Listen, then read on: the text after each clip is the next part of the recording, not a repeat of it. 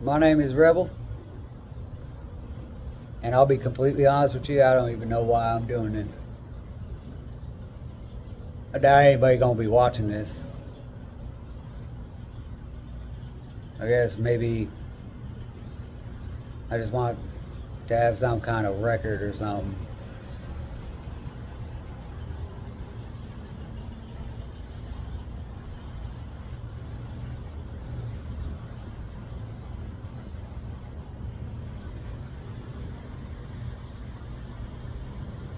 In November, I had a job working for Spectrum, the cable company.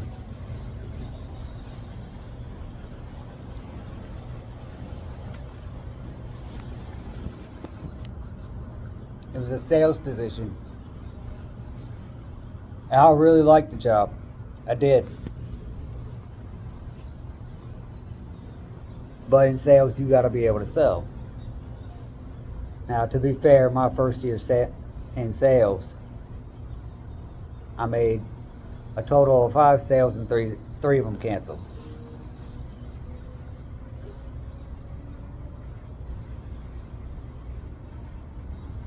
My second year was with Spectrum, and I was averaging about 6 to 8 per month. But that wasn't good enough, and it shouldn't have been. So Spectrum had to make a decision, and I respect the decision. I tried finding another sales job. All this, like I said, happened in November. December rolls around. Still ain't found one. And I'm out of money.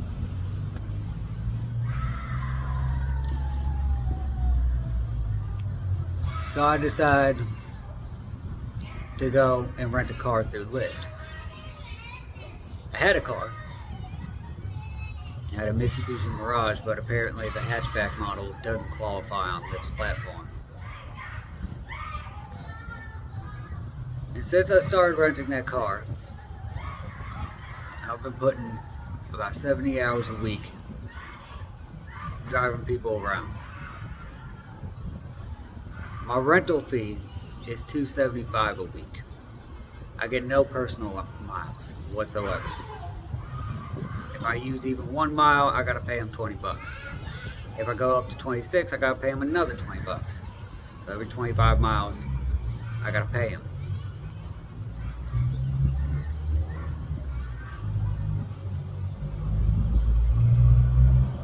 Typically takes me about 3 to 4 days just to cover the rental fee because the average fare is $275. That's to drive somebody 15 minutes away.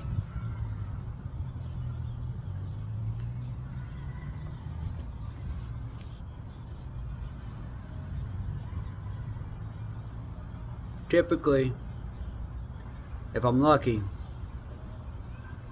I have about $250 at the end of the week. 150 of that I have to set aside for gas because the way Lyft's rental shit works is they take the earnings, or they take the rental fee out of your earnings. So you can't touch your earnings until you've covered the rental. Other rental places, you make the payment. That's it. But because of the way Lyft works, it makes it extremely difficult, and you have to be very careful with your money. So typically what I really have after expenses, after everything, is about $100 at the end of the week.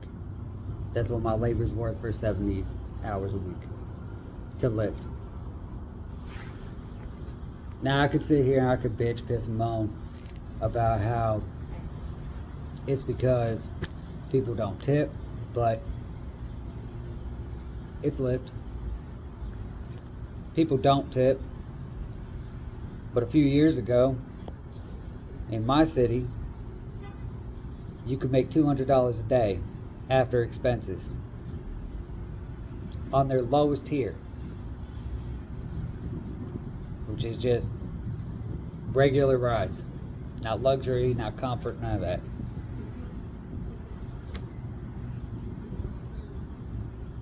And that's what I thought I was getting back into.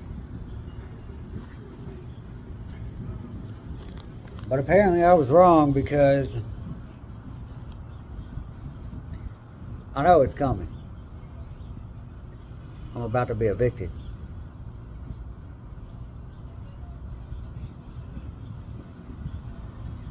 Come the 1st,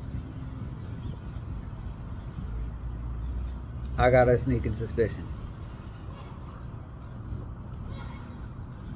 See, the apartment complex that I've been living in since last January, so last year, going on a year and a half,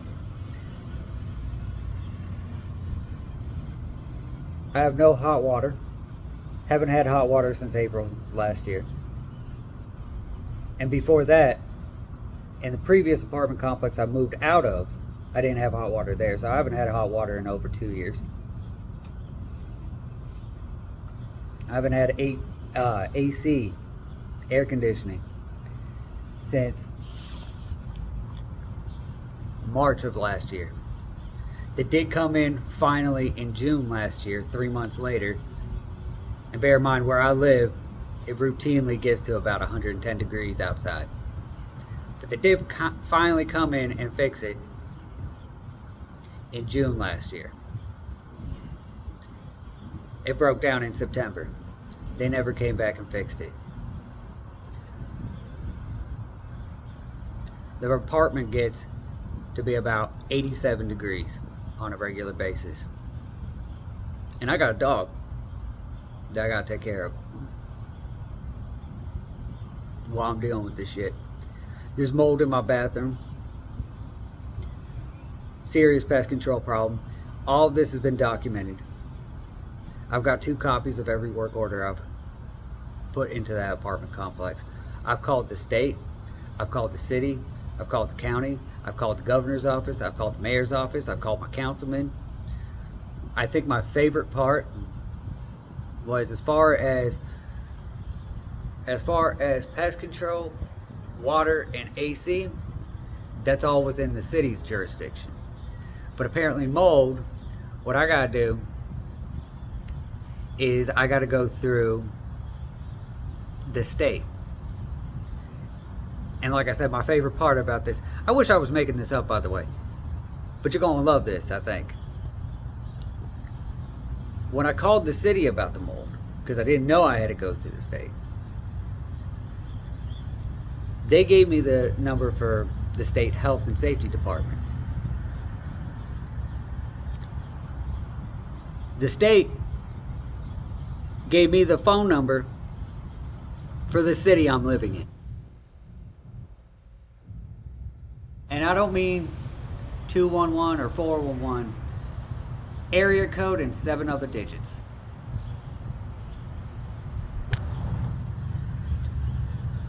There was one day last year, I think it was in August, that I wound up calling over 20 phone numbers while I'm at work, mind you, trying to figure out who I'm supposed to report a mold infestation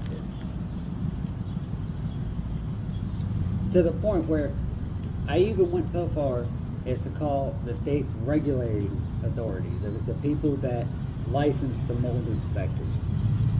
I say, I can't give you the name of the department because my state likes to name things uniquely, and I don't really want you guys knowing where I live. Not if I can avoid it. But they gave me the phone number. So I called the regulating authority that handles licensing the mold inspectors. Figure if these are the people that license them, clearly they must know who I'm supposed to report this to, because clearly they must get their, if they're an inspector, they must get their orders to go inspect somewhere from somebody. But no, this is the part that I think you're gonna love. They gave me the phone number to an immunization clinic. The immunization clinic then gave me the phone number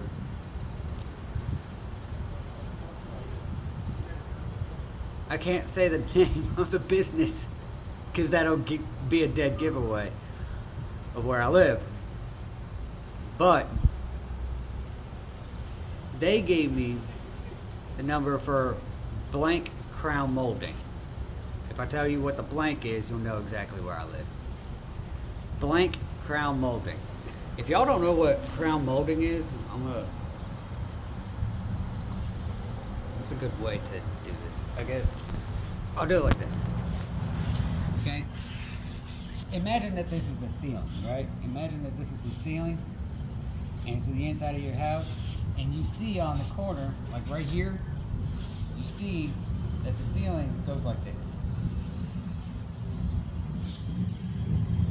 Right, so okay, that's crown molding. It's an interior design thing, right? That's the number I was given because it had mold in the name. So this is the crap I've been dealing with, and then the apartment is probably going to wind up evicting me. Now, I would love to have said that when it came time to renew my lease, I moved out. But when I lost my job, all those plans went right out the window. Matter of fact, let me take the time, if anybody is watching this, to the men, the young men, the ones that are still in your 20s, don't waste them. That's what I did. That's part of the reason why I'm here. That's part of the reason why I'm about to be evicted. It's the entire reason why I love sales. Sales is the second highest paying industry in the country if you can get the skill down. For a guy who doesn't really have a whole lot of work experience that can translate into a career, because all my work experience has been customer service, which everybody needs customer service, but nobody wants to pay for it.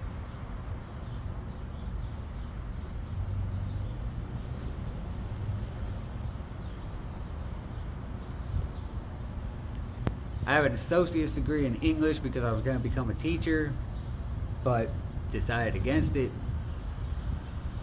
That's the closest thing I have to qualifications. And then as far as trades, I don't have any trades. So for me, sales is a way out of, well, I said I'm about to be homeless, right? I already looked the part. I know that. Out of this.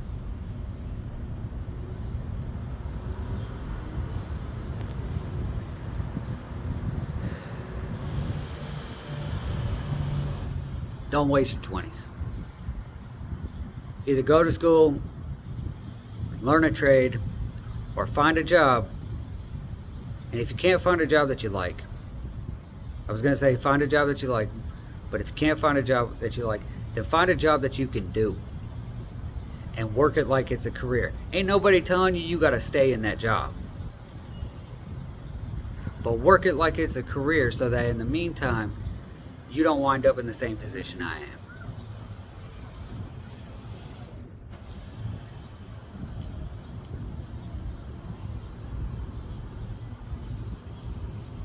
And I've been feeling it, man. I've been feeling the eviction. You know, I've been feeling it for the last month. You know, and for the last 2 months, it's kind of just been a possibility. But now I'm at the point where, even though I haven't gotten anything concrete, I don't think it's a possibility anymore.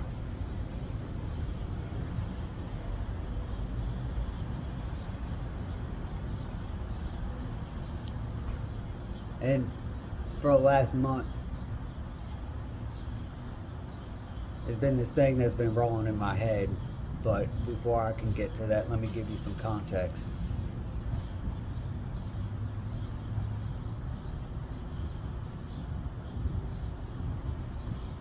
September 2017, I hit rock bottom. I spent 10 years of my life drinking. And I finally just hit rock bottom. Yes, I had been drinking since I was 17.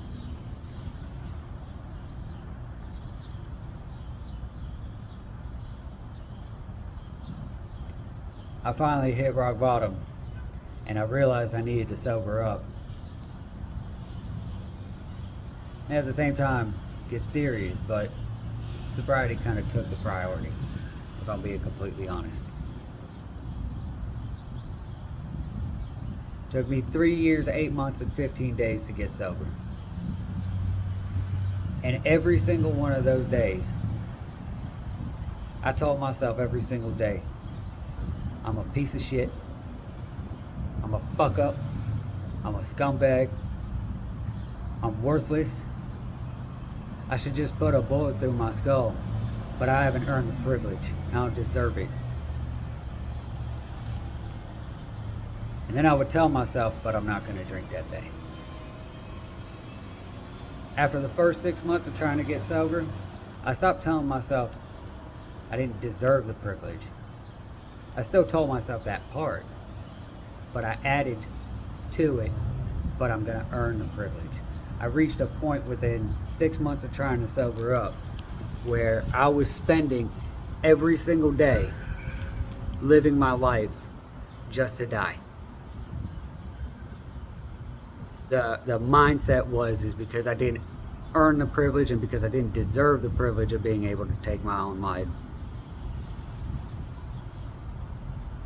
I needed to level myself up, and I needed to accomplish some goals, and then I would have that privilege, and I was going to do it at that point. So literally just living my life so I could feel good about dying. I know I'm supposed to say some stupid shit like unaliving or whatever, but I don't really care. Fucking YouTube and there's stupid shit. Everything can trigger somebody, so we have to make sure that we don't do anything that might piss anybody off or upset somebody or make them feel something. Anyway, sorry.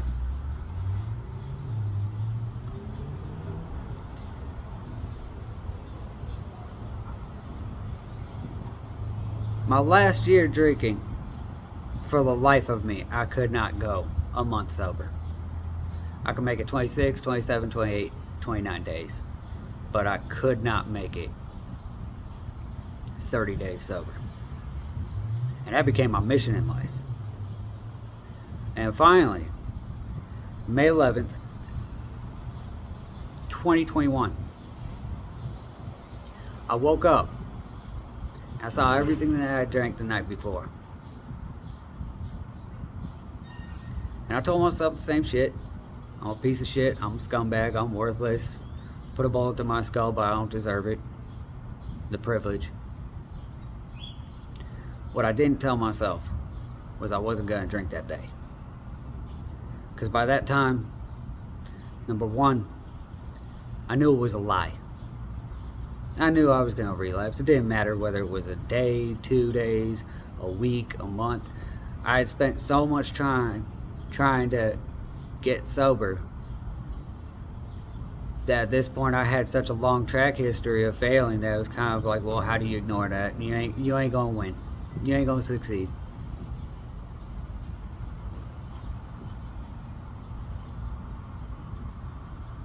And I said it out loud. I was sitting on my bed, I said it out loud. Only people that could hear me were my dog and God. I said, I give up on everything. Trying to get sober, everything.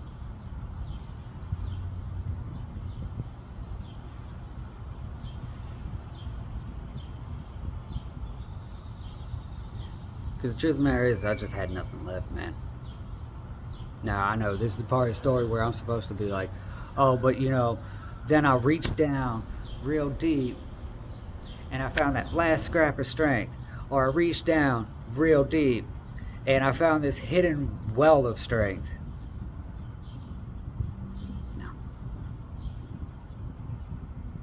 It's hollowed out, man. There wasn't nothing left to dig for, because I'd already dug. So I said it. I give up. And the second I did,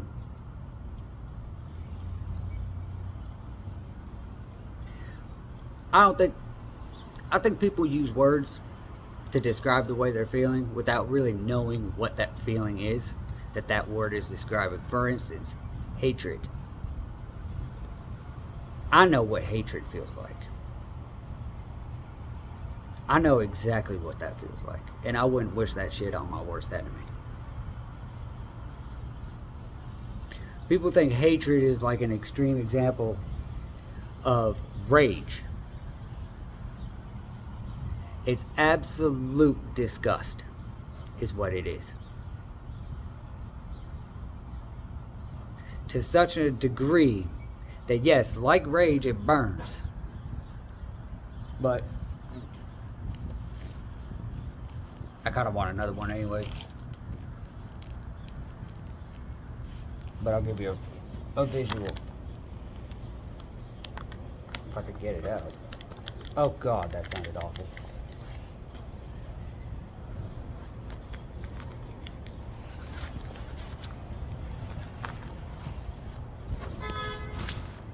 If I could find it.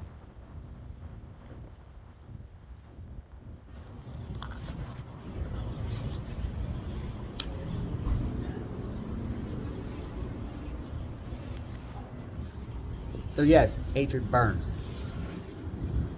But people think hatred burns like this. Okay. Apparently I have a breeze in a completely black area. You get the idea. But no, it don't burn like a fire. It don't rage. Hatred burns like this, like the cherry on a cigar. It burns slow. You might feel intense anger or whatever, if that's how you want to describe it. Like I said, it's absolute disgust to the nth degree.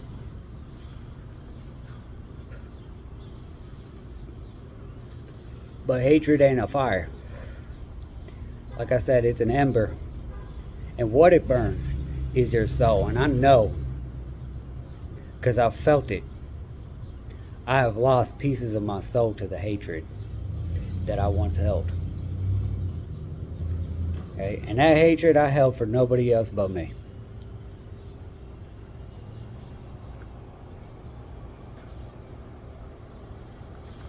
So there I am.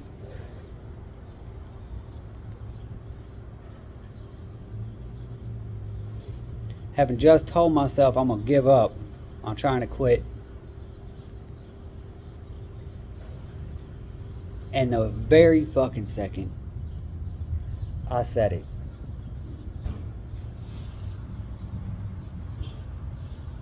I felt a level of hatred for myself in that moment that you could not even begin to comprehend. Because my dad didn't raise no quitter.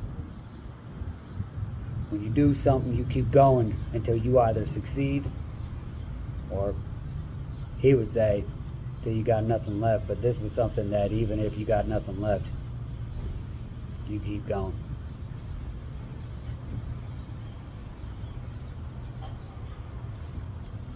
And for me, there's no such thing as nothing left. That's what I'd always told myself. So there's no, you don't quit. You never quit.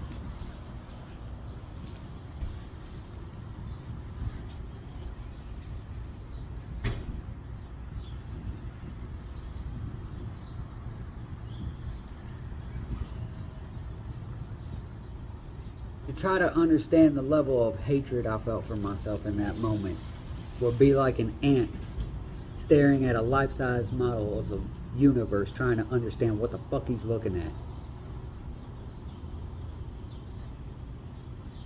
But like I said, I had nothing left, so it was either on the one hand, you give it another shot knowing you're gonna fail, especially since you ain't got no fight left, or on the other hand, you give up and you gotta hold on to this hatred because you know you gave up. So I said, fuck it, I'm gonna give it one more shot. And I know I'm gonna fail. I know I'm gonna relapse. It don't matter when it happens. Hell, at this point, it could happen 6 months from now. But it's still a fucking relapse and it's still a fucking failure. So I told myself, on that day, I know exactly what I'm gonna do the day I relapse. First, I'm gonna buy a 45. I don't know the brand name, I'm not a gun nut, but I'm gonna buy a 45. 1911. If it's the M19, that's the 45, that's what I want.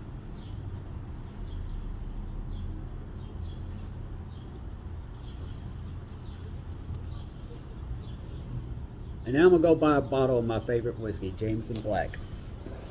Shit goes down smooth. And then I'm gonna sit in my living room. I'm gonna turn on my favorite playlist. It's about 4 hours long.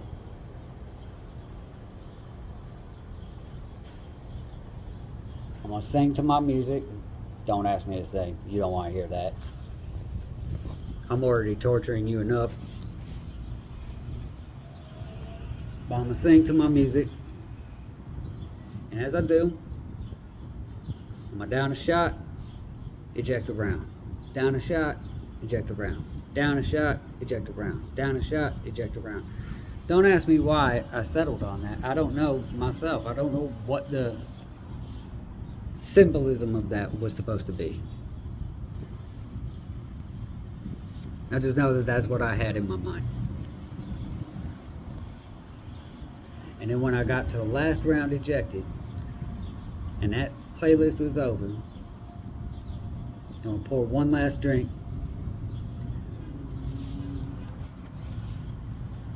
Bring that shot up to my lips. And right here, and I was gonna tell myself I gave it everything I had, even when I had nothing, and it still wasn't good enough.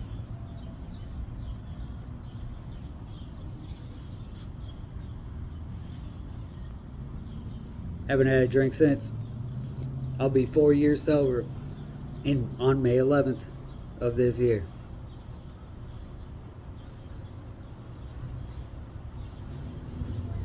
Tobacco's the next thing I gotta quit.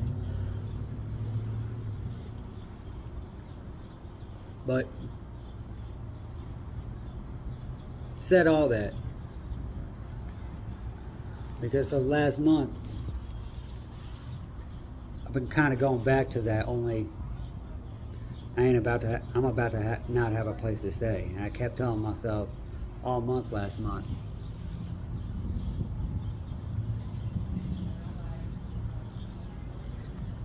that what I was going to do is when I got my 45 and I got my bottle, I was going to drive up north for about 2.5 hours. Because up north, about 2.5 hours is nothing but empty road. Until you eventually get to a gas station that looks like it's been sitting there since the 1940s. Don't nobody go down there. Ain't nobody fucks around over there. Cops don't go there, which is good, because the plan was to break my sobriety.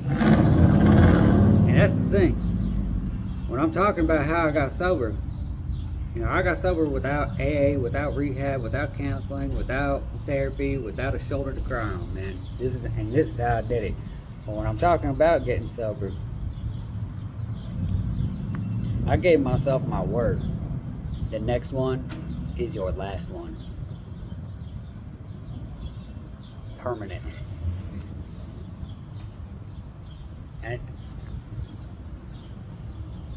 I may be a piece of shit. And I may be a loser.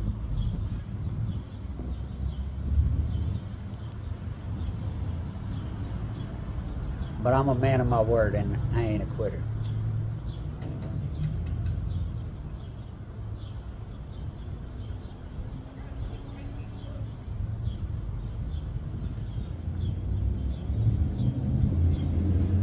Now I know that I'm about to wind up evicted. And I've kind of had that suspicion since last week. And I kept telling myself, if I wind up homeless, that's what I'm doing. But that was until 2 days ago. You see, I got nothing left. My PlayStation 5, I had to pawn. My PlayStation 4, I had to pawn. Pawn shop wouldn't take my TV, said it's too cheap, they can't make money off of it. Wouldn't take my gaming memorabilia, said they can't make money off of that. The only other thing I got of value other than that is a bunch of band t-shirts from every concert that I've been to, which have been quite a few. Like I said, I wasted my 20s. What a fun time.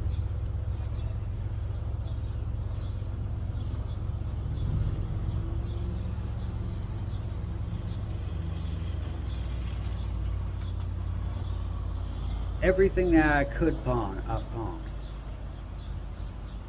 Like right now, I gotta try to figure out how I'm gonna work up a few extra dollars for the gas that I'm gonna need next week to take care of this stupid rental fee. And I don't know how I'm gonna do that.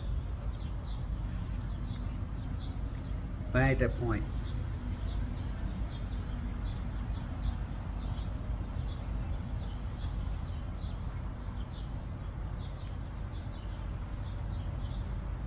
Two days ago, I don't know, maybe something broke, maybe something clicked. But something happened and I shifted. And since 2 days ago, the more I think about winding up homeless in that damn car, the more I'm starting to think maybe that's a good thing. Because I put in 60, 70 hours a week. And it's not getting me anywhere.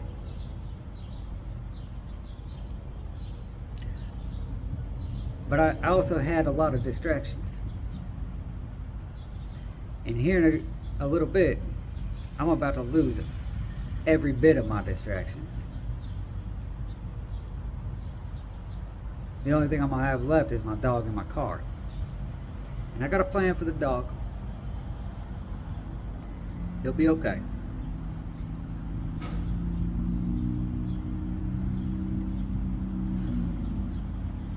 But I started thinking, maybe this ain't such a bad deal. I got Lyft's car, so if nothing else, I got a place to stay. Tossed up between stay or sleep. Place to sleep. And I got a way to earn. Might be shit money, but I got a way to earn. And the way Lyft works is, because they're regulated by, Department of Transportation, you can only drive for 12 hours. And then you have to take a 6-hour break. But then you can drive for another 12 hours. Which means in a 24-hour period, you got 12 hours, 6-hour break, that's 18 hours, and another 6 hours, that's half your shift, that's 24 hours. I can essentially get a day and a half of work in every single day. And I figured that's what I'll do. I'll kick it homeless, and in the meantime, I'll put 120 hours a week into this stupid fucking job. It ain't the only plan I got, it's just the only one I'm sharing right now.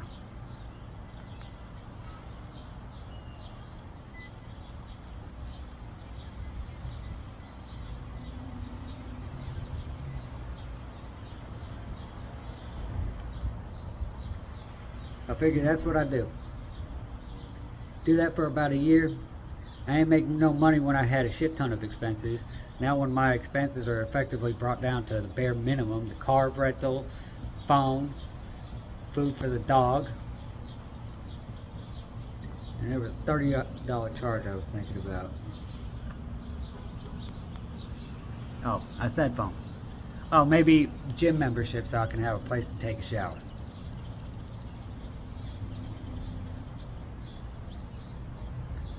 Everything else is gone. Ain't gonna have nothing left. I'm gonna have to leave everything behind in that apartment. Bed, desk, because I ain't got money for storage. I plan on keeping 3 or 4 outfits that I can keep in the trunk. Do laundry every few days. Shower obviously every day.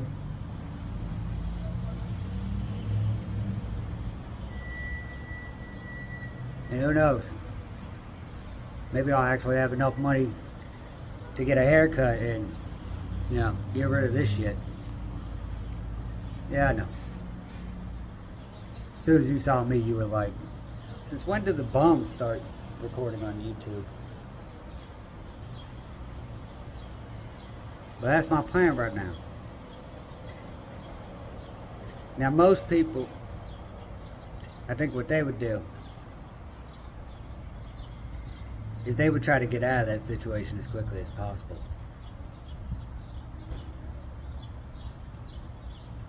Fuck it. 120 hours a week for a year. If I ain't got savings at that point, then I definitely did something wrong. Or Lyft is just that shitty of a company, which it's not like they're not.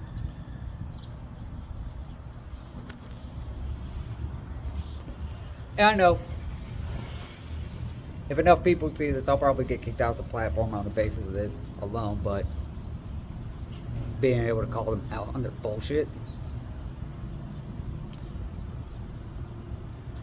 I'll take the risk. But right now, that's my plan. Don't really know why I'm sharing it. I don't even know why I'm posting this to YouTube. Like I said, I guess maybe I just wanted a record of it somewhere. A year from the day I got kicked out that apartment.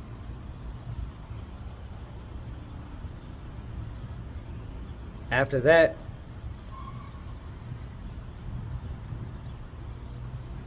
today I gotta look into how much I could realistically make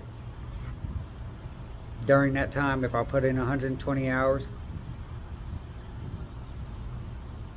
But if I can't meet that goal, then fuck it. Because the thing is I know I got more. I know I still got some fight left. But I can feel it.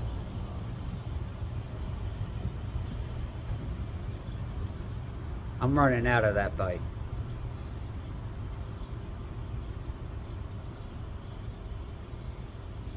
But Dad didn't raise no quitter.